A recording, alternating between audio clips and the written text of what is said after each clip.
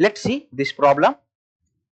Three identical specimens of a magnetic material of nickel, antimony, and aluminium are kept in a uniform magnetic field.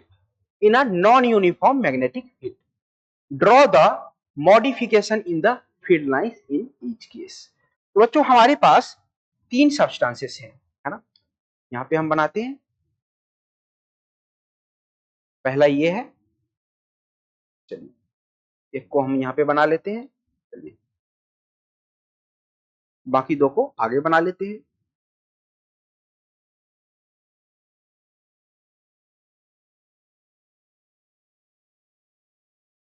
चलिए तो ये तीन substances हैं हमारे पास।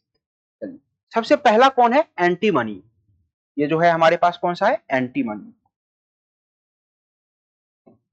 अब आपको पता है कि ये एंटीमनी जो होता है वो फेरोमैग्नेटिक सब्सटेंस होता है। आई एम सॉरी, ये निकेल, यहाँ पे ये कौन सा है, निकेल।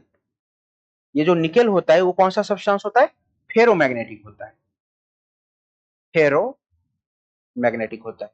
अब आप जानते हो फेरोमैग्नेटिक सब्सटेंस जो होता है वो मैग्नेटिक फील्ड लाइंस को स्ट्रांगली अट्रैक्ट करता है ना।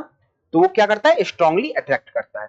तो ये अगर यहाँ पे मैग्नेटिक फील्ड लाइंस आ रही है, यहां से अगर मान लीजिए मैग्नेटिक फील्ड लाइंस आ रही है इस तरीके से, तो ये क्या करेगा, मैग्नेटिक फील्ड लाइंस को स्ट्रांगली अट्रैक्ट करेगा। तो मैग्नेटिक फील्ड लाइंस इस तरीके से होकर के यहां से जाएंगी, ठीक है।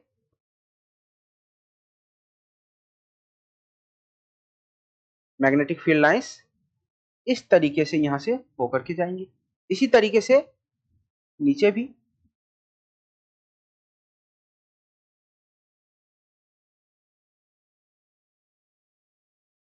तो बच्चों हम कह सकते हैं कि एक फेरोमैग्नेटिक सब्सटेंस जो है वो मैग्नेटिक फील्ड लाइंस को क्या करती है, अट्रैक्ट करती है ना। इसके कारण फेरोमैग्नेटिक सब्सटेंस के अंदर मैग्नेटिक फील्ड लाइन जो होती है वो कंसंट्रेटेड हो जाती है।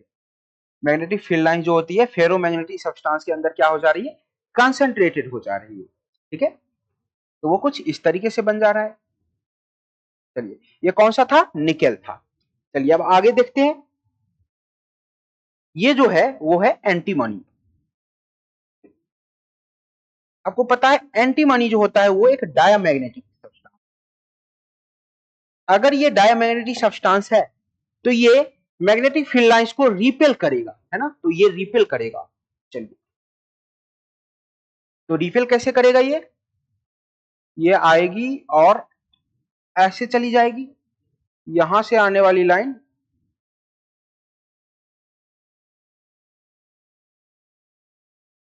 ऐसे जाएगी,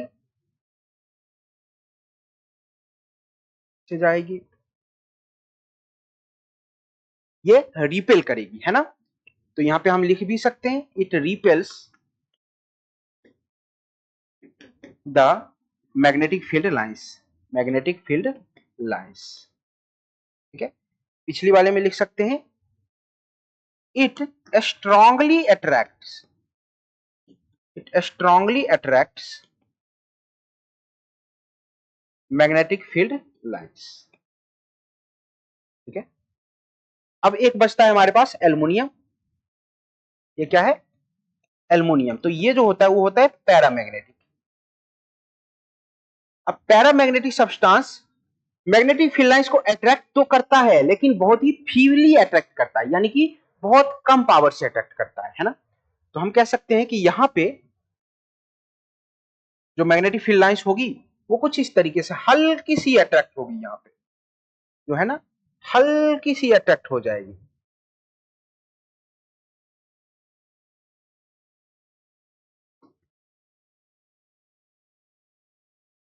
यहां इस तरीके से हल्की सी अट्रैक्ट होकर के लाइंस चली जाएगी, ठीक है।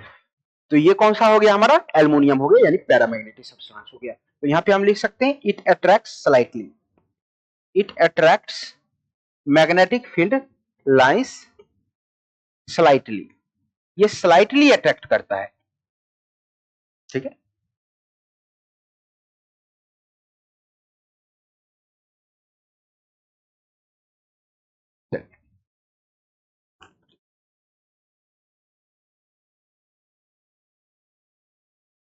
ओके, तो जो हमने कॉन्सेप्ट यहां पे यूज किए, कॉन्सेप्ट यूज है ना, वो क्या है?